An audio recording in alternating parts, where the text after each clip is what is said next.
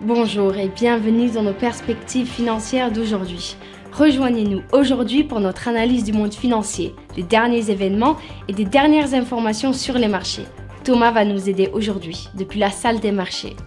Le Bitcoin a connu sa pire baisse hebdomadaire depuis le krach de FTX en novembre dernier suite à la pagaille observée jeudi sur le marché crypto. Le nombre d'entreprises cotées en Europe a chuté à son plus bas niveau depuis la crise financière mondiale, soulignant l'état désastreux du marché des introductions en bourse dans la région, dans un contexte de ralentissement économique et de l'attrait de l'introduction en bourse aux États-Unis. La Banque populaire de Chine devrait annoncer des réductions des taux préférentiels des prêts à 1 an et à 5 ans, qui affectent les coûts d'emprunt des entreprises et des ménages. L'action Facebook a gagné 1,9% lors de la dernière session.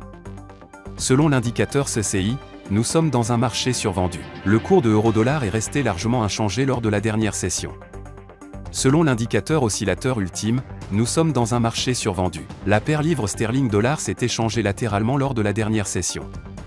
L'indicateur MACD donne un signal baissier. Le cours de dollar australien-dollar est resté largement inchangé lors de la dernière session.